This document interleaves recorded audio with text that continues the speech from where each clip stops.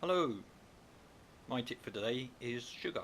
Now this is one of my favourite, if you like, components for my mountain bike. It's a malleable plastic which when opened sets into a semi-form of rubber, and the reason I like this plastic is because it can be moulded into all different bits and pieces and protect different parts of the bike. Quite a versatile material. As you can see, it's quite versatile, malleable. Now it will go off in a couple of hours and harden within 24 hours, so you have to be quite quick on working with it. I like to use it for moulding stuff. It's like my own personal plastic forming machine. It has a lot of uses. Now I'm sure a lot of you have used sugar before, but in this video I'm going to show you how I've used it for protecting different parts of my bike. If you haven't used it before, I do recommend getting this. You can buy this on Amazon. It's quite expensive. It's a use only one product.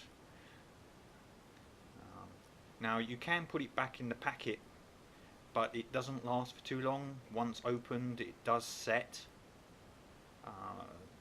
It goes into this hard, quite a tough material, and this is one of the reasons I like it. Now one of the things I do like about it is the fact that it does stick to most materials. So if you put in a membrane layer, you can form shapes like a tissue paper off a toilet roll. You can form shapes and leave them to set, and I've used that for different purposes for my cameras, to protect the cameras, form shields around cameras and that bits and pieces. When it is set, it actually can be cut and be tidied up quite nicely with just a pair of scissors or a sharp knife, and that can create a really quite professional finish if you're careful.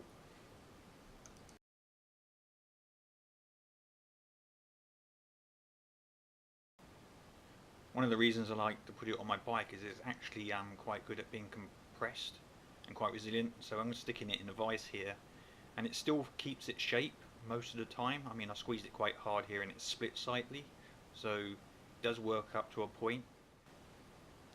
If it does split, I have found that it's quite good with super glue, so you can glue up any cracks or tears in the material, so you can get a second use out of it.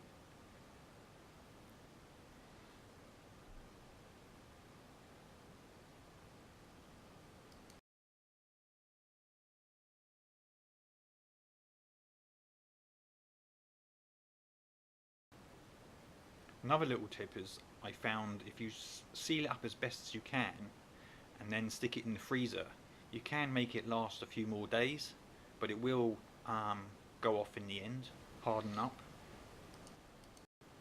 So one of the places I use the sugar is on the brake lever mounts on the handlebars. I turn my bike upside down and I use this to protect it from scratching the caliper heads. I've also used it here on the head shoe to stop cable rub. You maybe can't see it here, but it's embedded on the logo as it is black. I've also used the sugar and formed it around this pivot point on the frame to protect it from water and mud being flicked up from the front wheel and me washing the bike. Hopefully that'll make the seal bearing last a little bit longer. Also use it on the derailleur swing arm. It's my one-time use get out of free card, especially useful when walking through rock gardens and you inadvertently bash the derailleur against rocks. I also use it up here just in case for the same reason. You may have noticed in my videos that I use a rear mudguard a lot, and I've used some sugar here to protect the top of the caliper from dirt ingressing and causing a grinding paste and wearing my brake pads out. Here I've used sugar to create a filler gap between this mudguard and the fork, as it doesn't normally fit properly.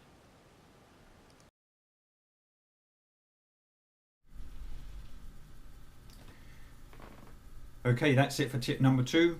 I hope you find it useful. If you liked it, give it a thumbs up. If you want to see more, click on the subscribe button, and I look forward to giving you new tips in the near future.